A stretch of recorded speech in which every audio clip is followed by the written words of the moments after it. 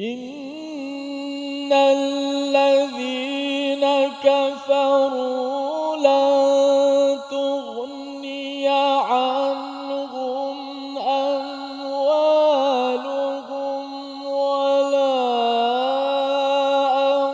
أولادهم من الله شيئا وأولئك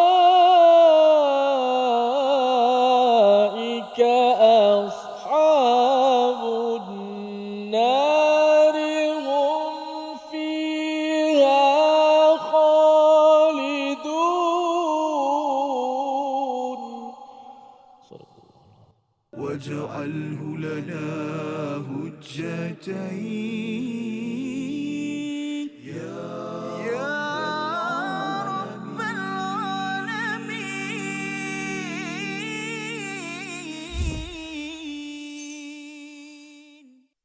Assalamualaikum warahmatullahi wabarakatuh. Alhamdulillah wassalatu wassalamu ala Rasulillah wa ala alihi wa sahbihi wa mawalah. Amma ba'd. Alhamdulillah, apa khabar semua penonton-penonton yang dikasihi sekalian, dapat sama-sama kita kali ini bertemu lagi dalam My Quran Time, Quran, Salat dan Infak. Alhamdulillah, tadi mukadimah saya dah baca daripada ayat 116 dan akan ditadabbur sebentar nanti insya-Allah oleh yang berbahagia, yang tidak asing lagi, ulama muda kita, bintang kita insya-Allah, iaitulah Al-Fadil Dr. Arif Musa. Apa khabar Doktor? Alhamdulillah sihat. Khabar Sihat Ustaz? ya? Baik, Alhamdulillah. Dan tak lupakan juga kepada semua para penonton di rumah dan juga di studio pada hari ini daripada grup kumpulan Istiqamah Serba Putih belaka hari ini. Macam baru balik Mekah.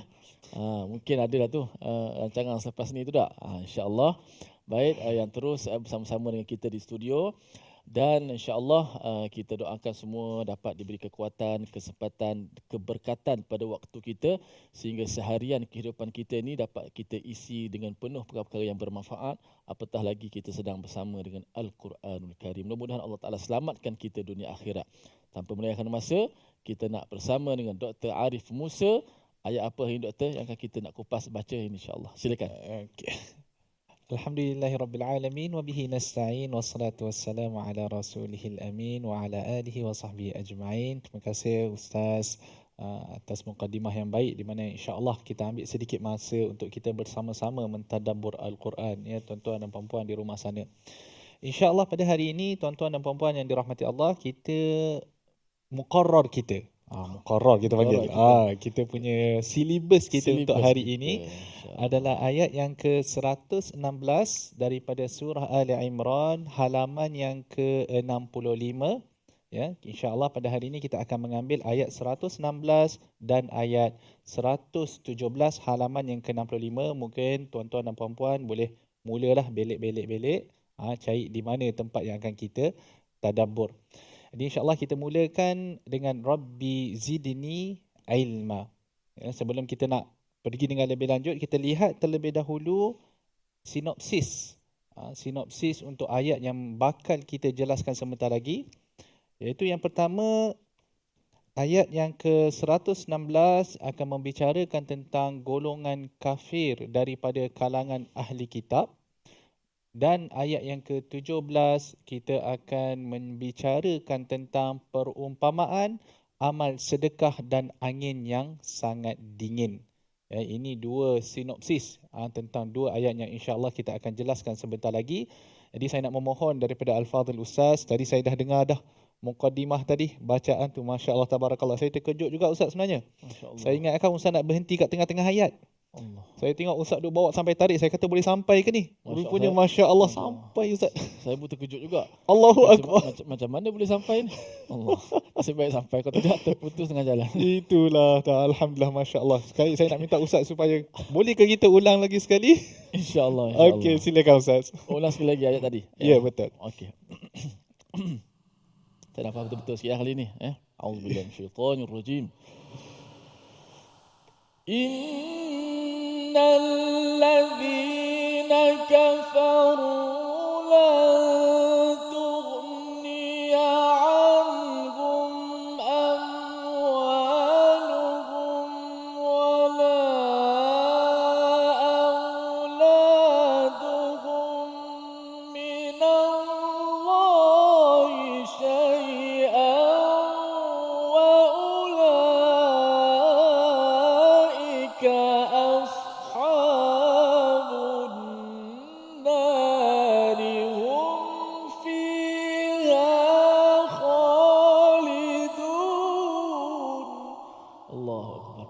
Astagfirullahalazim. Sebut sikit. Sila Ustaz. Sebelum baca terjemahan, saya nak tanya pada Ustaz terlebih dahululah. Apa rahsia Ustaz untuk nak bagi panjang nafas ni Ustaz? Saya rasa ramai jemaah kita, penonton kita yang mana dia rasa bila dia baca Quran tu kan, nafas pendek sangat, tak dia nak sampai. Jadi ada ke latihan tertentu ke, letak muka dalam air ke, macam mana Ustaz? Itu dia, masya-Allah. Ringkasnya Ya. cara tarik nafas, kemudian cara menahan nafas, kemudian cara melepaskan nafas. 3 perkara tadi. Cara tarik, cara tahan dan cara lepas. Menarik Ustaz, 3 perkara tu Ustaz simpan dulu. Simpan dulu. InsyaAllah kita akan jelaskan masa sesi tajwid nanti ya. Saya nak dengar tu 3 cara tu ya. Saya yakin tuan-tuan dan puan-puan yang dirahmati Allah juga ternanti-nanti bagaimana kaedah nak mengawal pernafasan ketika bacaan Al-Quran. Jadi tentang ayat yang dibacakan oleh Al-Fadhil Ustaz tadi sebentar tadi, terjemahannya adalah sesungguhnya orang-orang kafir baik harta maupun anak-anak mereka sedikit pun tidak dapat menolak azab Allah Subhanahu wa taala. Mereka itu adalah penghuni neraka dan mereka kekal di dalamnya. Jadi tuan-tuan, ayat ini menceritakan segolongan lagi daripada ahli kitab. Kalau tuan-tuan masih ingat lagi episod yang lepas, kita membicarakan bagaimana ahli kitab ini terbahagi kepada 2. Minhum ummatun qa'imatun yatluna ayatillah. Ada di kalangan mereka iaitu golongan yang beriman. Mereka yang beriman kepada Allah, beriman kepada Rasul, mereka amar ma'ruf, nahi munkar, mereka bergegas-gegas dalam melaksanakan kebaikan. Kemudian kalau kita lihat, tuan-tuan, pada ayat yang ke-115, kita pergi ke belakang sedikit supaya kita nak nampak dia punya flow perbincangan tu. Ya, kita nak nampak dia punya apa yang kita panggil sebagai munasabah lah. Kalau pada ayat yang ke-115 diakhiri dengan ayat dan kebaikan apa-apa pun yang mereka lakukan tidak ada yang mengingkarinya. Maksudnya setiap amalan yang mereka buat, pahala itu mereka akan dapat. Min khairin maksudnya apa sahaja kebaikan. Tidak ada satu kebaikan pun akan terlepas daripada pengetahuan Allah Subhanahu wa taala dan Allah akan membalasnya dengan sebaik-baik balasan. Dan kemudian Allah menyebut wallahu alimum bil muttaqin dan Allah Maha mengetahui tentang siapakah di kalangan hamba-hambanya yang bertakwa. Kemudian kita masuk pada ayat yang ke-116. Di mana Allah Subhanahu wa taala selepas mana menceritakan tentang golongan yang beriman, Allah nak membawa kita kepada untuk mendapatkan gambaran golongan yang sebelah lagi satu. Kan, kalau ada di kalangan mereka yang beriman, maka Allah tidak akan melepaskan apa-apa amalan mereka melainkan akan diberikan ganjaran yang hebat. Bagaimana pula dengan golongan yang kafir? Maka di sinilah datangnya ayat yang ke-116 nak memberitahu kita bahawa sesungguhnya orang kafir, harta dia, anak-anak dia sedikit pun tidak dapat menolak azab Allah Subhanahu wa taala. Kerana menjadi amalan manusia, kebiasaan manusia. Kan kita ni, kita kadang-kadang dilindungi dengan harta kita. Ya. Kan? Kadang-kadang kita dilindungi dengan keluarga, kaum kerabat kita. Kan, sebab itu kalau kita kata orang yang ada pengaruh, ada backup yang besar, ada harta yang banyak, kadang-kadang kalau dia buat jenayah pun kadang-kadang boleh terlepas. Sebab kerana kuatnya pengaruh ataupun backup yang dia ada pada masa itu. Kan? Tetapi di hari akhirat Allah Subhanahu wa taala tidak melihat perkara-perkara ini. Allah Subhanahu wa taala meletakkan pertimbangan yang paling adil semasa di akhirat. Maka di hari akhirat, buat golongan yang kafir yang merasakan mereka ini kita katakan tidak boleh disentuh. Kerana ramai pada zaman Nabi SAW orang-orang kafir yang mempunyai pengaruh yang kuat, mempunyai harta yang banyak, yang mereka ini kita katakan tidak boleh disentuhlah di dalam masyarakat. Jadi Allah nak mengatakan kepada mereka sesungguhnya orang yang kafir. Orang yang kafir di sini meliputi golongan yang kafir di kalangan ahli kitab dan juga meliputi golongan yang kafir orang musyrikin. Kedua-duanya sekali. Lan tughniya anhum amwaluhum. Harta yang mereka ada ni sesekali tidak akan dapat menyelamatkan mereka. Ya, tak kisahlah berapa harta yang mereka bawa, ya, yang mereka ada di atas dunia, segala harta ini di depan Allah Subhanahu wa taala ia tidak bermanfaat sedikit pun. Kemudian Allah meletakkan wala auladuhum minallahi syai'a. Sehingga kan anak-anak mereka, tak kisah berapa ramai yang mereka ada. Kalau selain daripada anak-anak pun, kita katakan kaum kerabat mereka.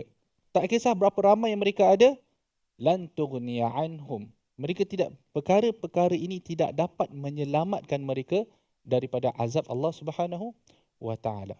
Jadi ini mengajarkan bagaimana harta dan anak-anak tidak bermanfaat buat seseorang bila seseorang itu berada di dalam kekufuran. Wa ulaika ashabun nar, dan mereka ini adalah penghuni neraka dan mereka akan kekal di dalamnya. Allah menggambarkan orang kafir ni, bila mereka berada di hari akhirat, bila mereka nampak neraka yang Allah Subhanahu wa taala tunjulkan depan mata mereka, apa yang mereka inginkan pada ketika itu? Mereka ingin untuk menebus diri mereka dengan memberikan apa sahaja kepada Allah Subhanahu wa taala, sehingga kan lau yaftadi min adzabi yaumi idzin bibanih. Maksudnya dia sanggup ambil anak dia dan dia sanggup letak di depan dan berkata, ambillah anak aku ni, bakar anak aku, tetapi lepaskanlah diri aku. Tetapi segala ini tidak berguna di depan Allah Subhanahu wa taala. Berbeza dengan orang yang beriman. Berbeza dengan orang yang beriman. Ya, macam mana tu? Kita berehat sebentar, kembali sebentar lagi My Quran Time, Quran, Salat dan Infak.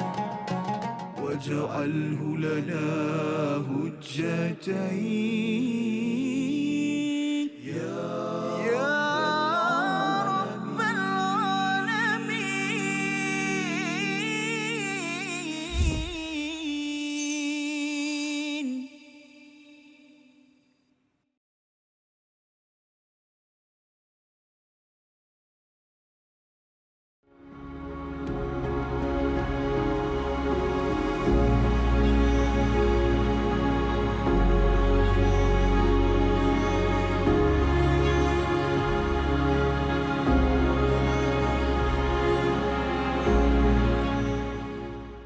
Al-Quran. Pelajari dan dalami kesempurnaan bacaan mengikut hukumnya. Fahami dan hayati maksudnya. Amalkan dan jadikannya sebagai panduan kehidupan. Bukan hanya kita belajar tadabbur, bahkan kita akan belajar tajwid secara mendalam dan ada segmen hafazan. Saksikan episod baharu My Quran Time 2.0 setiap hari 12.30 hari di TV9 juga di saluran Astro 149. جاهنا وارزقنا تلاوته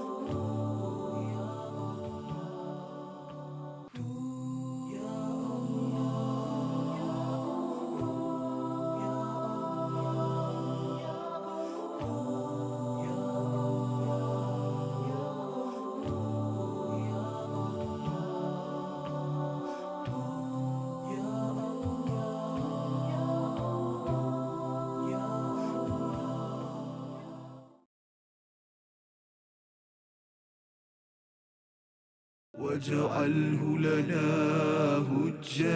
هجتين يا رب العالمين.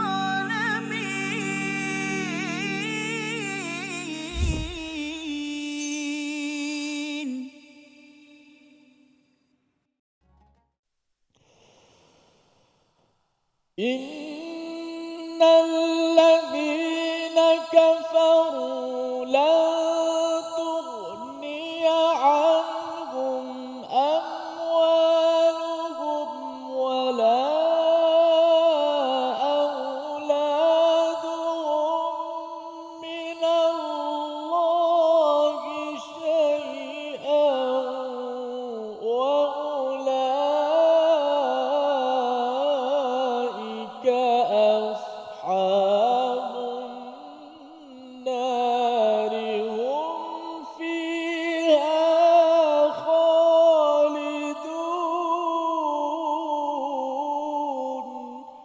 صدق الله العظيم. Alhamdulillah, kembali kita dalam rancangan My Quran Time, Quran, Salat dan Infak. Tuan-tuan dan puan-puan yang dirahmati Allah sekalian, kita masih lagi pada ayat yang ke-116. 116 halaman yang ke-65. Tadi kita telah bincangkan tentang bagaimana orang-orang yang kafir ini, kalau di atas dunia mereka ini terselamat dengan harta dan juga anak-anak mereka, tetapi di hari akhirat harta dan anak-anak itu tidak bermanfaat sama sekali untuk mereka. Dan kita sebutkan ini keadaan yang sangat berbeza daripada orang yang beriman. Ya. Orang-orang kafir, mereka menganggap harta dan anak-anak mereka ini satu kelebihan dan satu kebanggaan buat mereka. Adapun orang-orang yang beriman, apakah kita punya pendirian? Pendirian kita adalah harta dan anak-anak kita adalah ujian buat kita sebenarnya. Ia bukan hanya satu nikmat yang dikurniakan pada Allah kepada kita, bahkan ia juga adalah satu ujian. Innama amwalukum wa auladukum fitnah. Sesungguhnya harta kamu dan anak-anak kamu itu adalah ujian bagi kamu. Wallahu indahu ajrun azim. Dan di sisi Allah ada ganjaran yang sangat besar. Jadi bila mana kita sebagai orang yang beriman, bila mana kita menganggap harta kita adalah ujian, anak-anak kita adalah ujian, jadi kita sedar bahawa ada satu tanggungjawab yang perlu kita laksanakan terhadap harta kita dan anak-anak kita. Dan bila mana kita laksanakan tanggungjawab itu dengan betul, ya, di mana harta yang kita dapat, kita bayar zakat. Harta yang kita dapat yang berlebihan itu, kita akan bayar sedekah. Anak-anak kita, kita didik dengan didikan Islam yang betul. Kita membesarkan dia mengikut acuan Al-Quran dan Sunnah. Bila kita telah menyelesaikan tanggungjawab yang dipertanggungjawabkan oleh Allah ke atas kita di atas dunia, maka harta ini dan anak-anak kita bermanfaat untuk kita di hari akhirat. Ya. Jadi daripada harta kita ini di atas dunia, harta yang kita nampak di depan mata kita, kita boleh memindahkannya ke alam akhirat dengan membayar zakat dan bersedekah. Itu tidak boleh dibuat oleh orang kafir. Anak-anak kita, apa yang kita usahakan untuk mendidik dia, ya, anak itu sendiri insya-Allah akan membantu kita di hari akhirat. Semua ini tertakluk kepada adakah kita berjaya menyelesaikan tanggungjawab kita dengan baik. Kalau kita mendidik anak kita, kita besarkan dia dengan acuan Islam, ya Ustaz. Kemudian kita didik dia dengan Al-Quran, kemudian kita didik dia dengan tarbiyah-tarbiyah Islamiah, maka dia menjadi orang yang baik. Jadi setiap amalan insya-Allah, kalau daripada awal kita didik dia elok, insya-Allah setiap amalan yang dia buat insya-Allah akan dapat balasannya kepada kita. Ya. Seperti mana kata hadis Nabi SAW, ad-dalu 'alal khairi kafa'ilih. Sesiapa yang menunjukkan ke satu jalan, maka siapa yang mengikut jalan tersebut, jalan kebaikan tersebut, dia akan mendapat pahala. Ya, la yanqusu min ujurihim syai'a, di dalam hadis yang lain. Yang mana dia akan mendapat pahala itu tidak berkurang sedikit pun. Kan? Jadi pendek kata, untuk orang yang beriman, harta dia bermanfaat untuk dirinya, kan? Sebab itu kalau pada ayat yang ke-115 yang saya sebutkan tadi, pada halaman yang ke-64 tadi, setiap perbuatan baik tidak akan terlepas daripada pengetahuan Allah Subhanahu Wa Taala. Jadi tuan-tuan, kalau kita mengajar anak kita Al-Quran, kan? Sebab tu kadang-kadang kalau bolehlah ajar anak-anak ni jangan lepas kat ustaz-ustazah. Kadang-kadang ambil peluang sikit untuk kita nak kongsi pahala tu, kan. Jadi kita belajar Al-Quran betul-betul, kemudian kita ajar anak kita sikit. Kan, contoh kalau kita punya level kita tak adalah tinggi sangat, takkan alif bata tak boleh, kan. Bagi alif bata, ajar alif bata, tha, jim, ha, kan. Kita ajar mana yang boleh. Supaya apa? Supaya ilmu tu nanti insya-Allah bila anak-anak kita besar, bila dia dah membaca Al-Quran, setiap bacaan dia itu insya-Allah akan sampai pahala dia kepada kita walaupun kita sudah tidak ada di atas dunia. Masya-Allah. Kemudian kalau kita lihat tadi ayat 116 menjelaskan bahawa bagaimana harta dan anak-anak tidak bermanfaat, bermaksud orang kafir tidak boleh mendapat manfaat daripada konsep syafaat. Dia tidak ada syafaat. Ya, maksud dia tidak ada syafaat, apa-apa syafaat yang boleh dimanfaatkan oleh orang kafir. Kerana syafaat atas di akhirat ni, dia memerlukan kepada dua syarat. Yang pertama, iznullah lisyafi'. Maksudnya Allah memberi izin kepada pemberi syafaat. Di dalam ayat yang lain Allah Subhanahu Wa Taala menyebut wala tanfa'u syafa'atu 'indahu illa liman adzinalah. Maksudnya syafaat itu tidak boleh berlalu, tidak boleh berjalan melainkan bagi sesiapa yang diizinkan oleh Allah Subhanahu Wa Taala. Kemudian syarat yang kedua untuk syafaat berlaku adalah ridha Allah lil masyfu'. Maksud dia Allah meridai orang yang diberikan syafaat. Wala yashfa'un, di dalam ayat Quran Allah Subhanahu Wa Taala menyebut wala yashfa'una illa liman irtada. Maksud dia mereka tidak boleh memberi syafaat melainkan bagi golongan yang mendapat keridhaan Allah Subhanahu Wa Taala. Jadi kita nampak di sini orang kafir ni dua-dua dia tak ada. Izin Allah pun dia tak ada. Keridhaan Allah terhadap yang nak diberikan syafaat pun tidak ada. Jadi kerana itu apa yang mereka ada ni, harta dan anak-anak ni tidak berguna sama sekali. Kan? Sebab tu kalau kita tengok, kita lihat, kita sangat-sangat bersyukur kepada Allah Subhanahu Wa Taala atas hidayah yang Allah Subhanahu Wa Taala kurniakan kepada kita. Bahkan lebih teruk daripada itu. Kadang-kadang orang kafir ni, harta mereka, satu kita kata tidak dapat menolak azab Allah Subhanahu Wa Taala. Anak-anak mereka tidak dapat membantu mereka sama sekali di hari akhirat. Bahkan lebih daripada itu, harta mereka itu dan anak-anak mereka kadang-kadang menjadi faktor kepada penambahan azab. Itu lagi haru. Faktor kepada penambahan azab. Bukan menyelamatkan mereka, bahkan menambah lagi azab kepada mereka. Kerana apa? Harta yang mereka ada tu kadang-kadang mereka menggunakan harta tersebut untuk menghalang jalan Allah Subhanahu Wa Taala. Mereka menghalang jalan Allah menggunakan harta ni. Promote apa? Promote Islamfobia sebagai contoh. Mereka mempromotkan di kalangan masyarakat Islam amalan-amalan yang bukan berasal daripada Islam. Contoh LGBT, dia promote, dia bagi duit. Sebab apa? Nak merosakkan masyarakat Islam. Jadi harta ini akan menjadi hanya bala bencana bagi mereka di hari akhirat. Anak-anak mereka sendiri, kan? Kerana mereka mendidik anak-anak dengan, orang kata supaya memusuhi Islam, mereka mendidik supaya kita kata jangan menerima Islam, supaya merosakkan Islam, maka anak itu sendiri kalau dididik dengan cara yang begitu, maka amalan yang dia buat kemudian dapat juga bahagian kepada ayah. Jadi kita kata bukan hanya tidak menyelamatkan orang kafir di hari akhirat, anak dan harta, bahkan hanya akan menambahkan azab. Jadi itulah bahayanya tuan-tuan kalau kita berada dalam golongan orang yang kafir. Wa ulaika ashabun nar. Orang kafir ini tidak boleh diselamatkan dan mereka duduk di dalam api neraka. Hum fiha khalidun. Mereka kekal di dalam api neraka tersebut. Kan? Kita jangan lupa bahawa siyaqul ayah, flow penceritaan masih lagi merujuk kepada ahli kitab.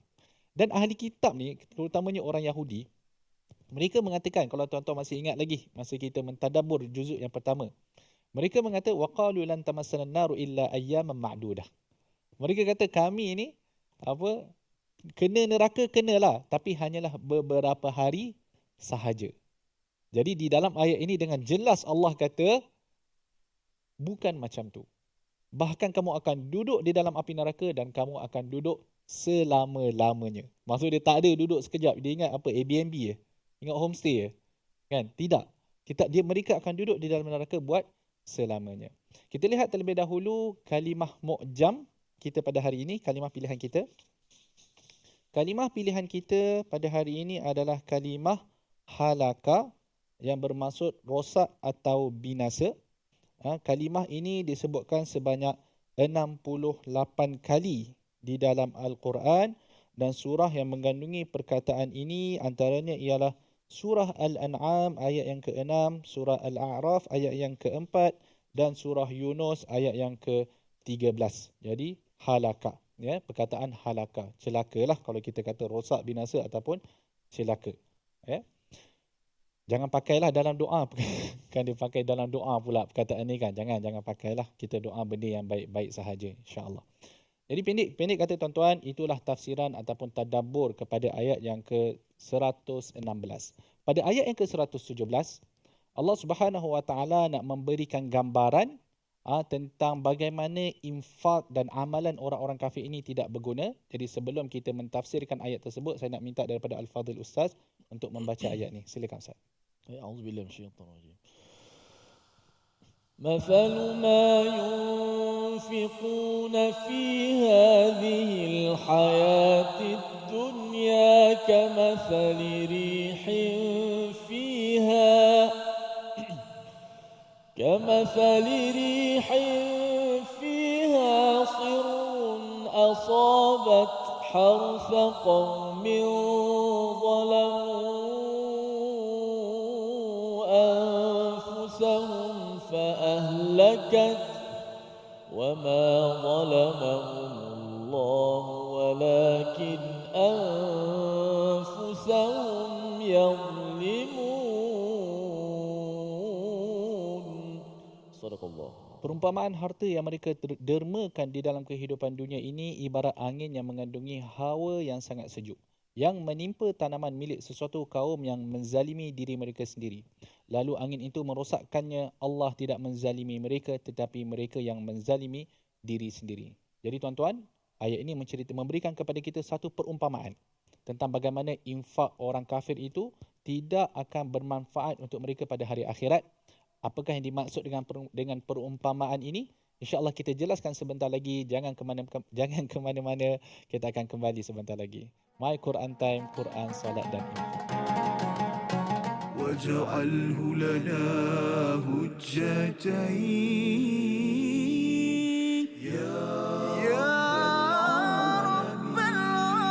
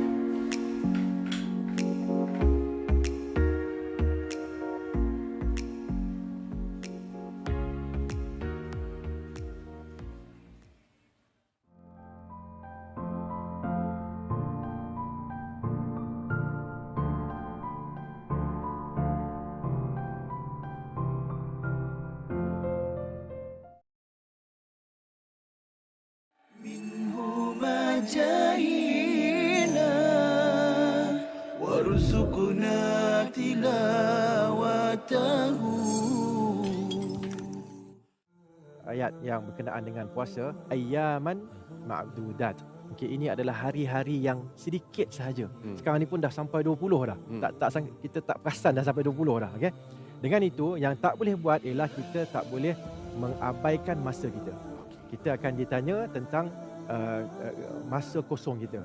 Okay, dan Nabi SAW sebutkan ni'matan maghbunun fihima kathirun minan nas, dua nikmat yang kebanyakan manusia terpedaya dengan nikmat ini. As-sihhatu wal faragh. Sihat maksudnya badan yang sihat. Al-faragh masa yang ada, yang kosong. Okay, so bila masuk malam tu tak tahu nak buat apa. Itu masalah tu sebenarnya. Okay, isikan masa yang kosong itu dengan apa yang kita sebutkan tadi. Apa saja bentuk amalan ibadat, sama ada yang khusus ataupun yang umum, membantu orang Islam, membantu binatang ke apa semua yang memerlukan bantuan, kita bantu. Dengan itu kita dah mengisi masa kita. Okay. So jangan, yang tak boleh buat adalah jangan kita buang masa.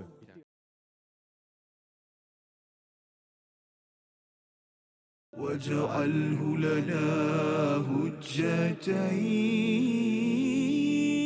يا رب العالمين.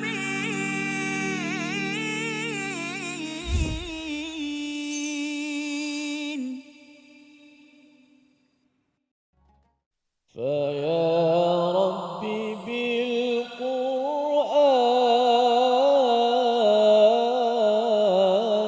اشرح صدورنا. فيا ربي بالقرآن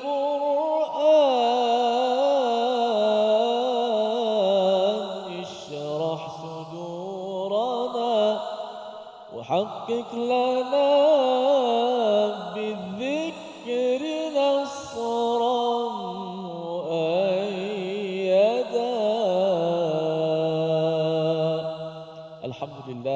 kasih kepada semua para penonton terus setia dalam My Quran Time, Quran, salat dan infak. Alhamdulillah kita dah dengar kupasan tadabbur tadi daripada ayat 116. Sebelum kita teruskan lagi, kita bagi Ustaz Dr. Arif rehat sekejap, tenangkan fikiran untuk kita sambil-sambil itu perkemaskan sebutan-sebutan mana-mana yang patut untuk kita belajar, ulang kaji tajwid kita pada episod kali ini. Kita lihat dahulu paparan kita yang pertama. Menyempurnakan sebutan huruf ra dalam ayat berikut. Iaitulah ayat 117 lah. Kita ambil ayat 117. Ada beberapa huruf ra, 3 huruf ra yang kita boleh fokuskan. Yang pertama, mathalu ma yunfiquna fi hadhihi al-hayati ad-dunya kamathali rihin fiha. Satu, kamathali rihin fiha, ra baris bawah.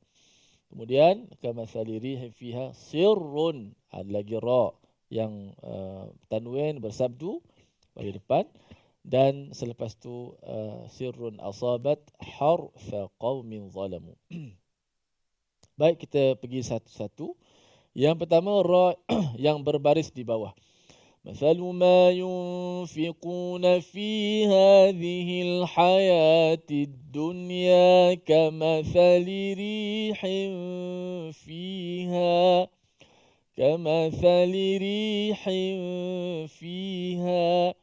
ra yang berbaris di bawah. Ra, kalaulah ra berbaris di bawah, hukum dia sentiasa tebal ke nipis? Nipis, dibaca secara nipis, ra dibaca secara nipis tarqiq. Pun begitu, kebetulan sebelum ra tu ada huruf lam yang berbaris di bawah. Huruf lam ni adalah huruf yang makhrajnya dekat dengan ra. Bahkan ada ulama letakkan lam ra tu sekali tempat keluar. Walau macam mana pun, walaupun dia ada berbeza sedikit, tapi dekat, sangat dekat. Lam, ra, nun, lam, ra ni 3 pasangan ni, 3 huruf ni dekat. Ataupun dia punya lidah kita tu di tempat yang sangat berdekatan. Maka bila dekat itu yang jadi payah. Payah sedikit. Kalau jauh senang. Wa arina, senang. Daripada hamzah. Hamzah dekat sini. Lepas tu ra bagi bawah di hujung. Senang sikit sebut kan. Wa arina manasikana, mudah. Tapi sini kamathali rihin fiha. Cuba sama-sama sebut. 1, 2, mula.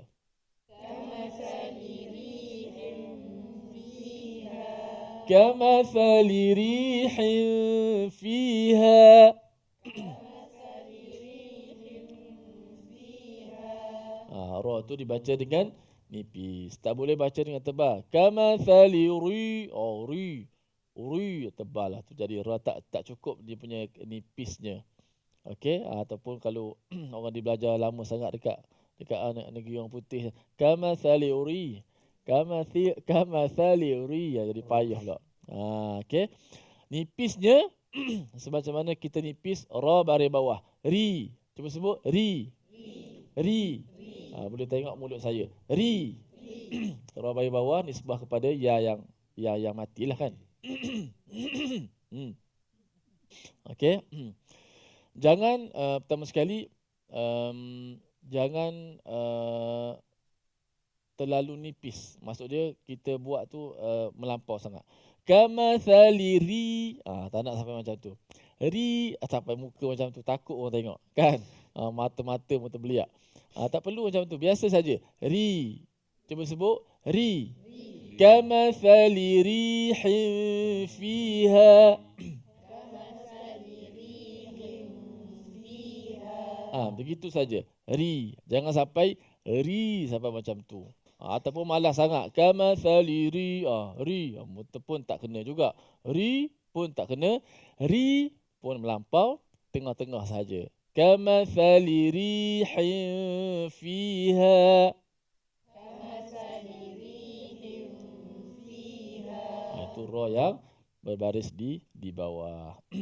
Dan yang kedua, kamathali rihin fiha sirrun. Sirrun asabat harfa qaumin. Ra yang berbaris di hadapan. Ra yang baris di depan juga, kita punya imam kita Hafs an Asim membaca dengan tebal. Selama-lamanya tebal.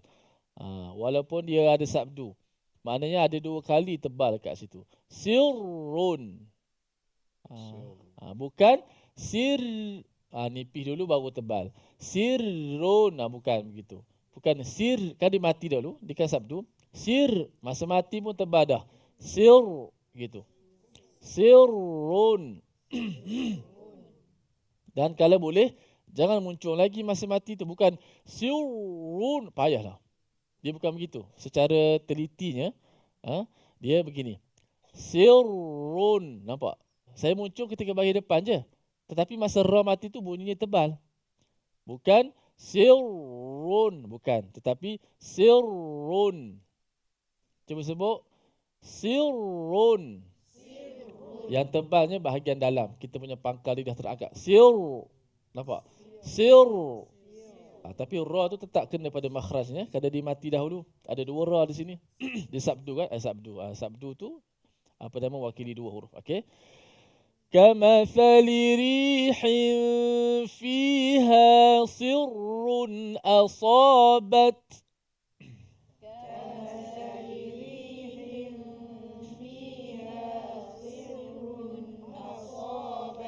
Dan jangan takut jangan takut nak tebalkan ra tu. Sir, jangan takut. Sir masuk terus. Sirrun. Sirrun. Lagi. Sirrun. Para penonton di rumah juga, saya kadang-kadang tengok kamera. Kadang-kadang saya tengok, kalau tak tengok kamera tu mana saya tengok penonton di studio. Jangan penonton di rumah kata, Ustaz tengok siapa ni? Tak. Sebab tak dapat tengok mulut-mulut di rumah, saya tengok yang dekat studio. Jadi mewakililah. Kalau betul studio, kat rumah pun dapat nama sekali lah. Okay? Kalau salah tu, lebih kurang sama lah. Okay? Okay. كمثل ريح فيها صر أصابت.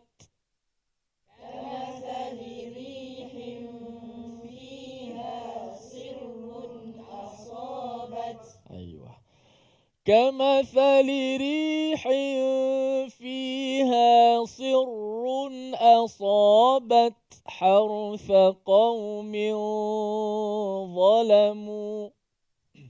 كمثل ريح فيها صر أصابت حرث قوم ظلموا. Kalimah hartha juga dibaca tebal kerana ra mati.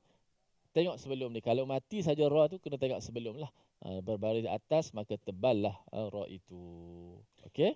Ustaz, saya nak mencelah sikit Ustaz. Boleh. Boleh Boleh. Dah puak rehat kan? Saya sebab saya takut penonton dia tertanya-tanya Ustaz. Sebab tadi kita ada bincangkan tentang pernafasan tadi. Ya, betul. Jangan saya takut Ustaz terlupa. Syok sangat duk cerita pasal sirrun. Lupa pernafasan Ustaz. Masya-Allah. Sebab saya sendiri nak belajar ni Ustaz. Mungkin Ustaz boleh jelaskan sedikit lah, ambil masa sikit. Boleh.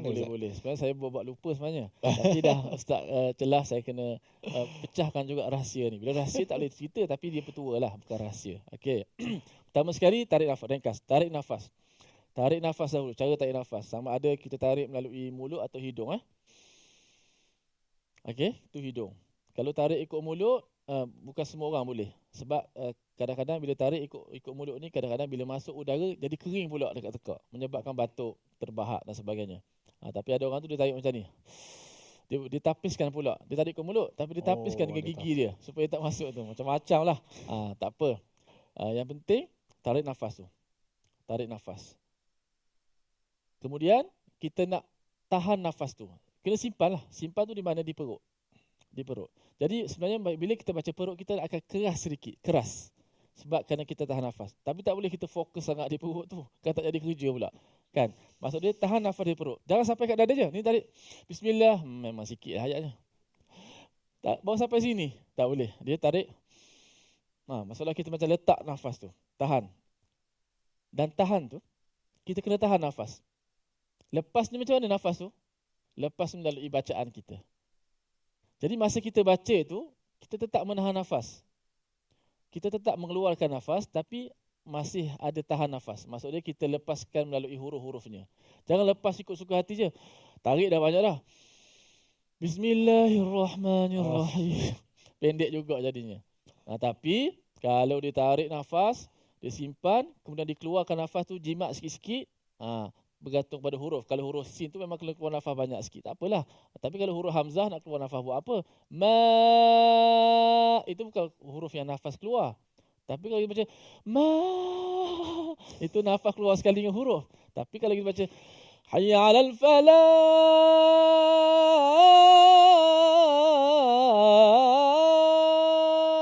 suara pergi, nafas banyak lagi simpan. Kan? Cara tarik, cara simpan, cara menahan nafas. Lanjutnya insya-Allah kita tunggu episod yang akan datang lah. Ataupun kena datang rumah bawa pisang standar insya-Allah. Baik, kita berehat seketika, kembali selepas ini dalam My Quran. واجعله لنا هجتين يا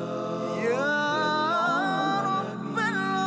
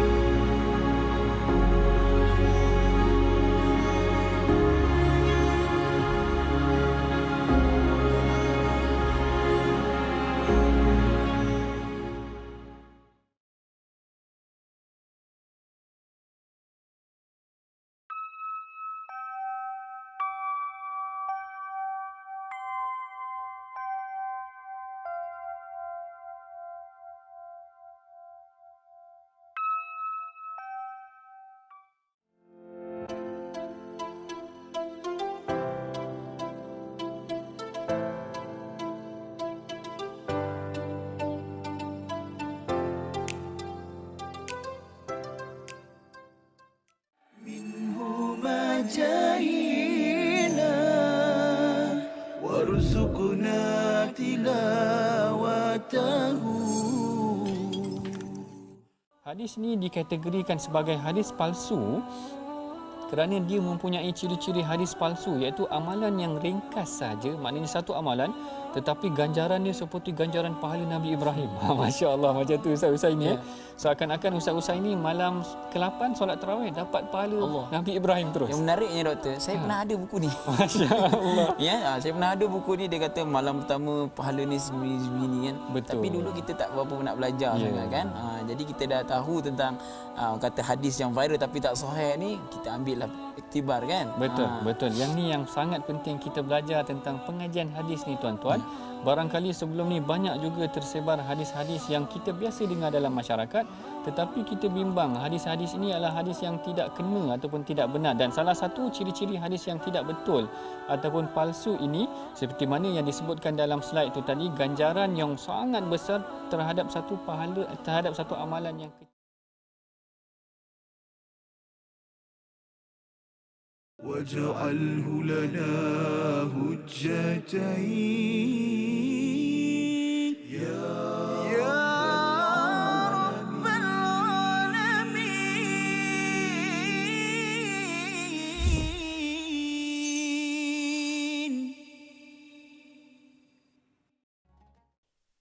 Alhamdulillah, kembali kita dalam rancangan My Quran Time, Quran, Salat dan Infak. Tadi kita dah belajar tentang bagaimana untuk menyebut huruf ra, huruf ra baris bawah, huruf ra baris depan, bagaimana nipisnya di baris bawah, bagaimana tebalnya di baris depan. Dan Alhamdulillah tadi kita dah dapat beberapa tip yang sangat penting. Yang ni pun kali pertama saya dengar tentang bagaimana kita nak mengawal pernafasan ketika bacaan. Dan untuk menambah baik pernafasan tersebut, hendaklah kita membawa pisang setandan ke rumah Ustaz Tir lah. Ya Ustaz. Ya, itu antara tips dia tuan-tuan. Saya kongsikan di sini khas untuk penonton My Quran Time. Saya tak tolak lah pisang tu, tak tolak. Okey. Jadi insyaAllah pada sesi yang terakhir, pada segmen yang terakhir ini, kita nak memberi fokus kita kepada ayat yang ke-117. Ya. Jadi sebelum kita nak pergi, nak mendalami perumpamaan yang Allah Subhanahu Wa Taala berikan ni, saya nak meminta daripada Al-Fadhil Ustaz untuk membaca ayat ini. Tapi Ustaz, saya risau ayat ni kalau boleh jangan baca satu nafas lah. Betul. Saya risau kalau Ustaz satu nafas, Ustaz pingsan, saya terpaksa meminta penonton naik ganti.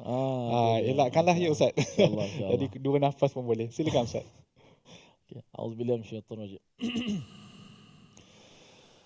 مثل ما ينفقون في هذه الحياة الدنيا كمثل ريح فيها صر أصابت حرث قوم ظلموا أنفسهم فأهلكته وما ظلمهم الله ولكن أنفسهم يظلمون. صدق الله العظيم. Perumpamaan harta yang mereka dermakan di dalam kehidupan dunia ini ibarat angin yang mengandungi hawa yang sangat sejuk yang menimpa tanaman milik sesuatu kaum yang menzalimi diri mereka sendiri. Lalu angin itu merosakkannya. Allah tidak menzalimi mereka tetapi mereka yang menzalimi diri mereka sendiri. Tuan-tuan dan puan-puan yang dirahmati Allah Subhanahu Wa Taala. Ayat ini memberikan kepada kita satu gambaran, satu perumpamaan. Kenapa Allah memberikan kepada kita perumpamaan-perumpamaan di dalam Al-Quran? Kerana Allah ingin mendekatkan kepada kita gambaran yang sebenar terhadap satu-satu perkara. Kerana kita sebagai manusia mempunyai akal yang lemah berbanding dengan Allah Subhanahu Wa Taala yang Maha mengetahui. Jadi Allah nak kita menghayati gambaran satu-satu situasi. Situasi apa yang nak digambarkan di dalam ayat yang ke-117 ini? Allah menggambarkan tentang seorang petani yang mana petani tersebut telah bersusah payah untuk bercucuk tanam. Susah payah dia bercucuk tanam. Kan mungkin makan masa tahun. Contoh kalau kita nak tanam musangking, berapa tahun Ustaz musangking Ustaz agaknya? Saya minta maaf abang ni kurang sikit. 5 tahun? Standard lah. Standard 5 tahun ke atas. Sebagai contoh lah musangking. Jadi tanam musangking, tanam punya tanam, bila masa untuk menuai hasil dia, tiba-tiba dihantar satu angin yang sangat-sangat sejuk. Ataupun angin yang ada bawa bersama dia bila kena angin salji lah. Ribut salji yang kena, habis semua jenis tanaman yang ada. Bayangkan perasaan petani tersebut. Yang mana dia telah menghabiskan harta, baja, apa lagi, beli benih pokok. Dia habiskan masa. Kan masa duduk situ, dia tak duduk kat rumah, duduk kat situ nak jaga musangking dia, berapa banyak pokok pula yang dia ada, masa banyak habis kat situ. Kan? Bertahun-tahun. Dan juga dia menghabiskan apa lagi? Tenaga. Habis tenaga buat ni. Akhirnya bila sampai hari yang ditunggu-tunggu. Sebagai contoh dia tanam pokok tu sampai dah masa sampai ke dia tua. Bila dia dah tua, dia dah tak boleh nak bekerja sangat. Jadi dia ingat, tak apalah aku tanam awal dulu, susah, orang kata apa? Susah dahulu, senang kemudian. Kan? Dia ingat akan senang kemudian. Tetapi bila mana nak menuai hasil, tiba-tiba Allah menghantar satu angin yang sangat sejuk dan ia menghancurkan segala tanaman yang dia telah habiskan masanya untuk dia. Bayangkan tuan-tuan, apakah perasaan petani tersebut. Allah Subhanahu Wa Taala nak memberikan kepada kita gambaran ini. Bahawa di mana orang-orang kafir, mereka memberi infak di atas dunia. Dan kita tidak nafi benda ini berlaku. Kita boleh melihat ramai orang-orang kafir juga, mereka memberi infak untuk tujuan-tujuan kebaikan. Sebagai contoh, untuk anak-anak yatim, mereka membantu orang yang susah, membantu mangsa pelarian yang lari daripada peperangan. Mereka membantu banyak. Ya betul. Benda ini semua kita puji. Kan? Tetapi di hari akhirat kelak, Allah Subhanahu Wa Taala tidak menerima. Allah Subhanahu Wa Taala tidak menerima amalan orang yang syirik kepadanya. Allah Subhanahu Wa Taala menyebut di dalam surah Al-Maidah, innama yataqabbalullahu minal muttaqin. Allah hanya menerima amalan orang-orang yang bertakwa. Jadi bila mana seseorang itu tidak bertakwa, maka Allah Subhanahu Wa Taala tidak menerima amalan dia. Apatah lagi bila orang itu bergelumang dalam syirik. Kan? Kerana syirik ini satu kezaliman yang besar kepada hak Allah Subhanahu Wa Taala. Jadi orang-orang kafir ini mereka memberi infak. Mereka ingatkan, mereka dengan harapan aku bagi ni nanti hari kemudian bila aku dah mati aku nak ambil lah tuaian hasil dia ni. Kan? Tetapi bila mana mereka berjumpa dengan Allah Subhanahu Wa Taala, rupanya amalan mereka itu hancur sebagaimana hancurnya tanaman-tanaman yang dihancurkan dengan angin yang sejuk. Jadi ini satu orang kata apa? Gambaran yang Allah nak berikan kepada kita. Jadi janganlah kamu ambil lah kalau dia nak bagi kita. Jangan kata kita tak ambil pula kan. Contoh dia nak membantu orang Islam, kita ambil. Cuma kita kena ingatkan mereka bahawa apa yang kamu lakukan pada hari ini tidak akan diberi ganjaran oleh Allah Subhanahu Wa Taala. Kerana satu-satu amalan itu, Ustaz, untuk dengan syarat penerimaan amal. Untuk satu-satu amal itu diterima Allah Subhanahu Wa Taala, dia ada dua syarat yang sangat penting yang sentiasa diulang oleh para asatizah. Bahawa yang pertama, ikhlas kerana Allah Subhanahu Wa Taala. Bila kita kata ikhlas, bermaksudnya kita tidak mensyirikkan amalan tersebut dengan sesiapa. Kita tidak memberikan katakanlah sedekah itu untuk berhala-berhala tertentu, ataupun kita berikan sedekah itu untuk orang-orang tertentu. Tidak. Kita memberikan sedekah itu ikhlas kerana Allah Subhanahu Wa Taala. Jadi ikhlas ini mengandungi elemen tauhid. Itu yang pertama. Dan yang kedua, amalan itu tidak akan diterima melainkan ia adalah selari dengan sunnah baginda Nabi sallallahu alaihi wasallam. Ini yang disebutkan di dalam surah Al-Kahfi, faman kana yarju liqa'a rabbih falyamal 'amalan salihan. Beramal dengan amalan yang soleh, dan amalan yang soleh ini semestinya amalan Nabi sallallahu alaihi wasallam, kan? Wala yusyrik bi'ibadati rabbih ahada, dan tidak mensyirikkan Allah dengan sesuatu pun. Orang kafir ni dua-dua dia tak ada. Dua-dua dia tak ada. Jadi apa sahaja amalan baik yang mereka buat tidak akan diterima oleh Allah Subhanahu wa taala. Jadi kalau kita lihat di akhir ayat ini Allah menyebut wa ma zalamahumullah. Allah tidak menzalimi mereka, tetapi mereka yang menzalimi diri mereka sendiri. Bagaimana tu? Bagaimana? Orang kafir ini, kan, mereka pertama sekali mereka telah menzalimi hak Allah Subhanahu Wa Taala. Sebab itu Allah mengatakan kezaliman terbesar yang boleh seseorang buat adalah dengan mensyirikkannya. Inna syirka la zulmun azim. Disebutkan di dalam surah Luqman. Sesungguhnya syirik itu adalah kezaliman yang besar. Jadi orang-orang kafir ini mereka sendiri memilih untuk syirik kepada Allah Subhanahu Wa Taala, maka di saat itu barulah Allah tidak menerima amalan mereka. Kalau sahaja mereka ikhlas, kalau sahaja mereka melakukan perbuatan itu ikhlas kerana Allah Subhanahu Wa Taala, nescaya Allah telah menggandakan pahala yang mereka dapat. Dan tuan-tuan jangan lupa ayat di dalam surah Al-Baqarah bagaimana Allah menceritakan setiap infak yang kita beri, bagaimana Allah akan menggandakan infak tersebut. Jadi tuan-tuan, kalaulah tadi orang kafir itu dia tidak ada syirik, minta maaf. Orang kafir itu dia tidak ada ikhlas di dalam ibadah, maka ia tidak diterima Allah Subhanahu Wa Taala, maka kita juga perlu jauhi segala sifat syirik, perlu jauhi segala sifat riak ketika mana kita memberi infak. Elakkan posting di social media. Sekarang zaman tu kan Ustaz, buat baik sikit letak dekat TikTok, buat baik sikit letak dekat Facebook, kan? Kalau boleh hayatilah hadis Nabi SAW antara 7 golongan. Antara 7 golongan yang mendapat naungan Allah Subhanahu Wa Taala adalah mereka yang memberi infak dengan tangan kanan sehinggakan tangan kiri sendiri pun tak tahu. Kan? Bukan semua followers kita tahu. Elakkanlah benda-benda yang boleh membatalkan amalan infak kita. Jadi alhamdulillah, pendek kata, itulah gambaran yang Allah Subhanahu Wa Taala nak berikan, bahawa bagaimana orang kafir tak kisah amalan apa yang mereka buat, ianya tidak diterima oleh Allah Subhanahu Wa Taala. Jadi alhamdulillah, bersyukur kita kepada Allah kerana hidayah yang kita ada berada di dalamnya, insya-Allah membawa kita kepada syurga Allah Subhanahu Wa Taala, menambahkan lagi ganjaran dan amalan kita. Jadi tuan-tuan, kita lihat terlebih dahulu resolusi kita. Untuk kedua ayat yang telah kita tafsirkan. Yang pertama, kita perlulah memanfaatkan anak dan harta untuk agama. Yang kedua, kita hendaklah menunaikan tanggungjawab yang sempurna kepada anak-anak. Itu yang kita katakan tadi, anak-anak insya-Allah boleh memberi syafaat kepada kita, boleh menyelamatkan kita insya-Allah di hari akhirat kelak. Dan yang ketiga, jauhi perbuatan syirik yang boleh menghapus segala pahala amal. Mungkin saya tambah sikit, jauhi perbuatan syirik dan riak.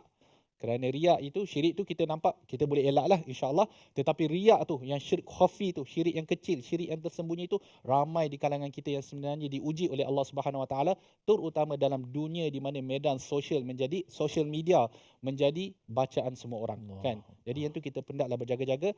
Alhamdulillah, kita dah sampai ke penghujung rancangan. Jadi saya nak minta daripada Al-Fadhil Ustaz untuk membaca doa.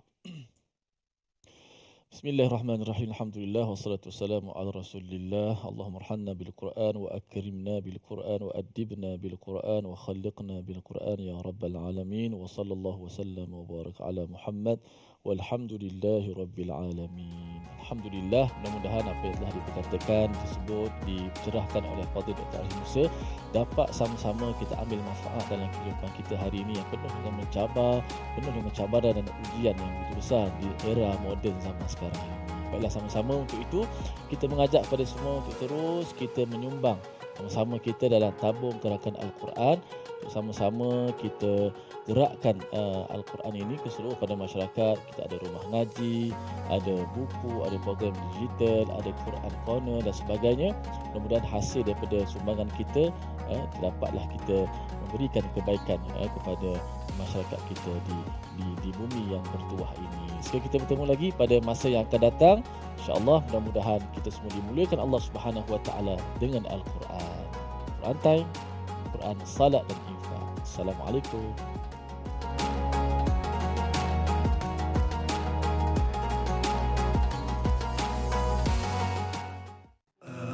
آناء الليل وأطراف النهار